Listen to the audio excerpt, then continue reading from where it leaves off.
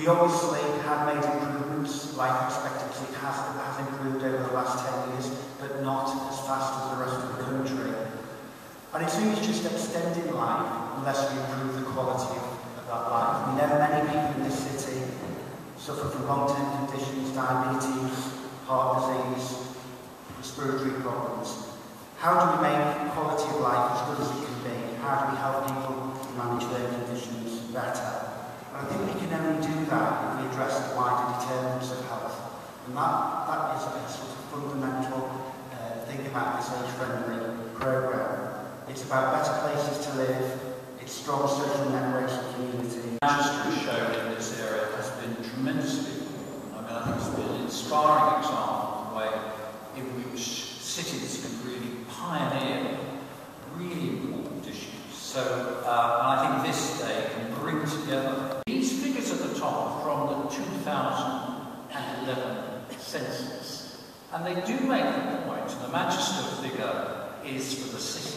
They do make the point, actually, that for many cities, the proportion of people 65 and over is below that of the general population. So in England, 16.3% of the population 65 and over, according to the 2011 census. It's significantly below that for Manchester, and I would suggest to you that that is a major reason why we must make progress with the age-friendly issue here. I think the first one is the one that I always lay great emphasis upon in terms of trying to convince people about the importance of this area.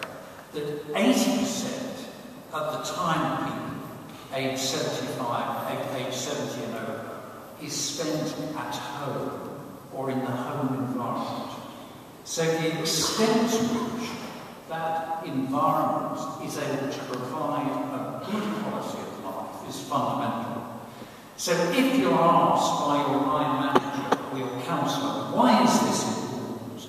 This is one of the central reasons why you should say it's important.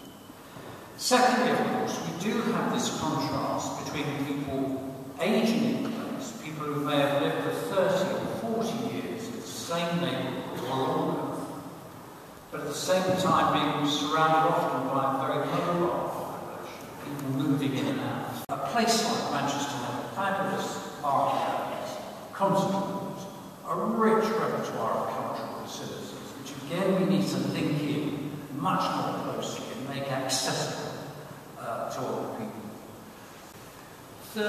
Second, developing rights to the city. And finally, developing strategies for creating connections within the cities. That we are moving into a world where 1 in 3, perhaps 1 in 4 old people are living on their own. And we need to think about the best way of creating connections and a social city for that. And what is the social city? Well, I think this is the kind of framework for me. We need to fairly obvious points in a way.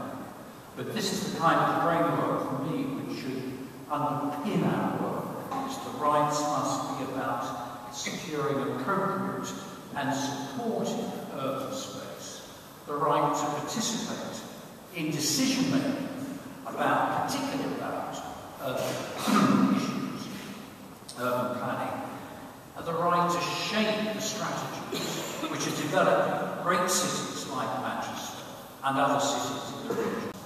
Parks, libraries, street space, all of these areas can be areas which can build connections and can maintain a vibrant social life. Secondly, there's the issue of private spaces, or what I would call third spaces. And again, all communities have cafes, restaurants, shops, shopping centres. Again, we need to think about making better use of those as age-friendly environments. And finally, of course, fundamentally, to making connections, local participation and empowerment. Some research in the old Moat District of Manchester. One of the most interesting group discussions we had was with a group of men who rented a room in a church hall every week to play snooker and had access to a kitchen in there. That was a marvellous example. They were a terrific group, but their access to that space, their use of that space every week, was a wonderful example of actually the way they were able to come together as a group of a dozen men in their 70s, 80s, early 90s, and really kind of thrash out some of the issues facing their lives over a game of snooker. And it's encouraging those kinds of informal spaces.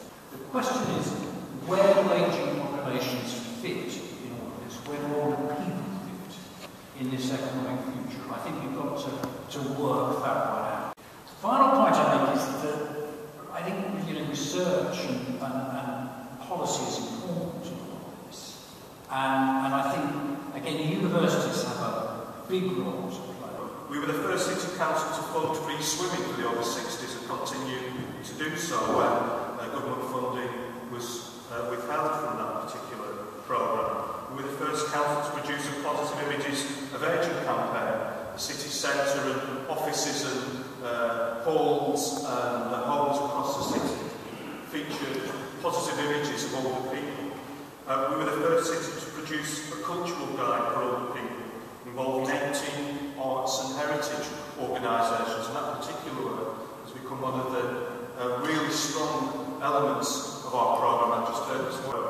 First city to train frontline staff 40 this year on an ageing studies course run by Keele University, training frontline staff to essentially undergraduate standard.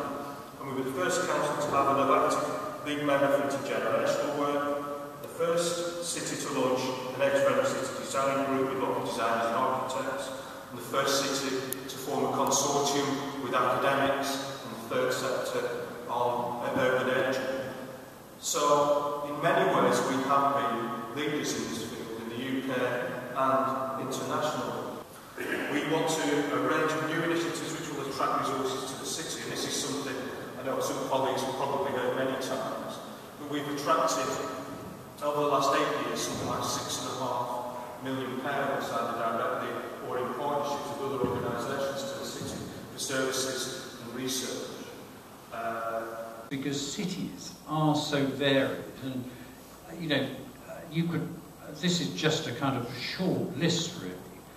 I mean, in many high-income countries in Europe, actually populations are shrinking, city populations are shrinking. That's true in a number of cities, actually. We know that in the case of London, we're reaching this point where probably about half the city's population, or less than half the city's population, will have lived there for more than 20 years. Again, a lot of studies showing that basic services withdrawing from neighbourhoods. Things are more user-friendly, touchable, and you can get to grips with much more easily.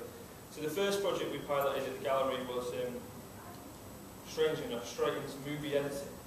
So we worked with quite a lot of older groups and intergenerational groups to share skills, and we got groups and individuals in, did one-on-one sessions as well as group sessions with groups such as WEA and University Third Age